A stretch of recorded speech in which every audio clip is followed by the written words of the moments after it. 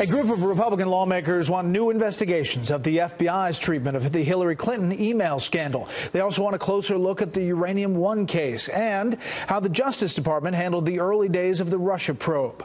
Joining us now from Capitol Hill are Florida Congressman Matt Gaetz and Ohio Congressman Jim Jordan. Gentlemen, thanks for being here. Congressman Gaetz, you all were on the floor today. What are you calling for? Well, we have seen a double standard of bias that benefits Hillary Clinton and works against President Trump. Hillary Clinton was essentially investigated by her own fan club, and we're finding out more and more every day, Brett, that Bob Mueller's team was essentially selected when he was fishing in the Never Trump aquarium. Time and again, it's hard to win when you've got the other team, when you've got the referees wearing the jersey of the other team, and here when you've got Mr. Orr's wife, Nellie Orr, actually getting paid by the Fusion GPS company that put together this fake dossier, it really calls into question the integrity of the investigation. Congressman Jordan, are you calling for a special counsel to investigate the special counsel? Yep. Well, we called for a second special counsel, Brett, 4.5 months ago. It needs to happen. With each day, as we learn more and more, it just reinforces this idea that you had the Comey FBI and the Obama Justice Department coordinating with the Clinton campaign to go after President Trump. I mean, when you think about what we learned in the last several weeks, the dossier paid for by the Clinton campaign, the Democrat National Committee, who then paid the law firm, who then paid Fusion GPS, who paid Christopher Steele, who paid Russians to put together this fake dossier that we believe was the basis for securing warrants at the FISA court to spy on Americans. That all took place.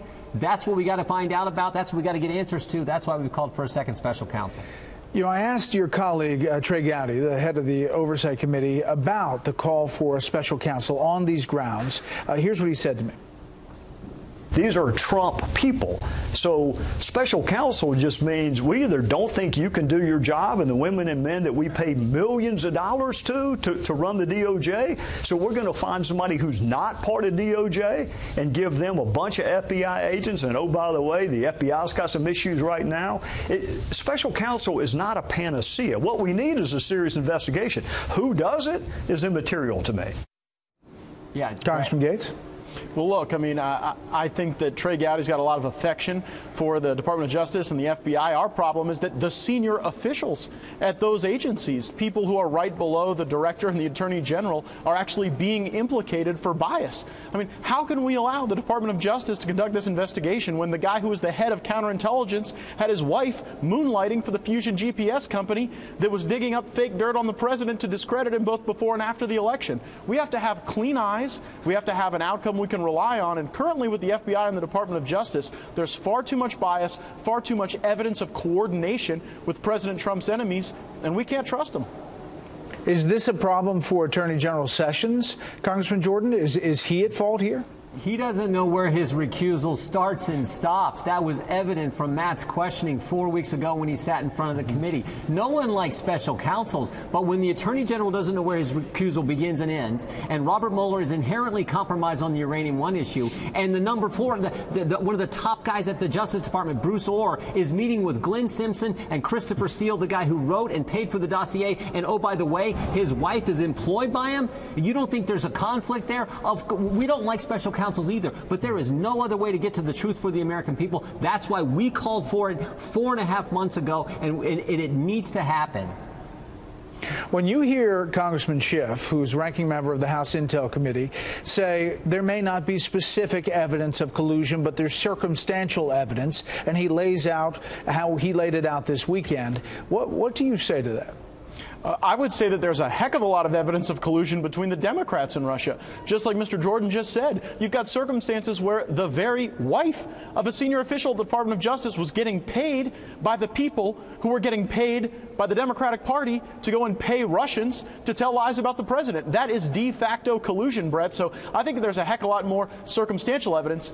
There's real evidence. The question is whether or not this entire narrative about President Trump and Russia was made up to cover up the collusion between Democrats and Russia, and that's what the evidence seems to be pointing to more and more, and it's why we're asking the questions. Look, we don't have all the answers yet. That's one of the reasons why we're bringing in Mr. Rosenstein tomorrow to the Judiciary Committee, and we hope he'll actually give us answers, because the Attorney General and the FBI Director, they largely didn't give us answers. They don't think the American people deserve to know whether their taxpayer money was used to go and discredit the sitting President of the United States. I think the American people do deserve to know, and that's why we're pressing on with our investigation.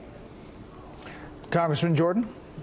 Well, I mean, look, Matt's exactly right. Jeff Sessions wouldn't answer our questions. Christopher Wray wouldn't answer our questions. They won't give us the documents. Hopefully, Mr. Rosenstein will be better tomorrow. We'll see. But we're going to press him just as hard as we did the former witnesses in front of the Judiciary.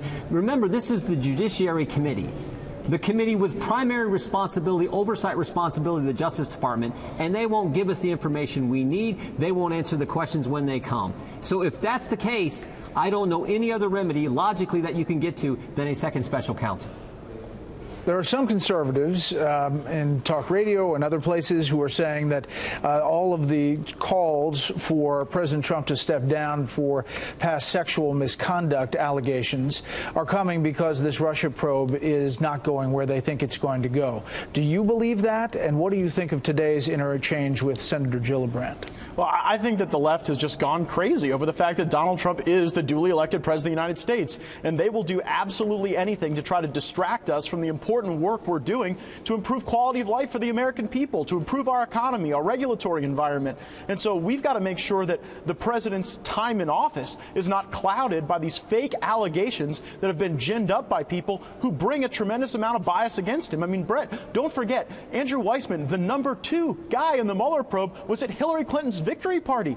He was praising Sally Yates when she directly defied an order from the president. And I just think you're going to continue to hear from the left all of these different excuses and circumstances why Donald Trump shouldn't be president. The reality is he is our president, and we should be working together to improve life for the Americans that we serve. Congressman Gaetz and Jordan, we appreciate your time. We promise you we're going to cover all elements of these investigations. Thanks a lot.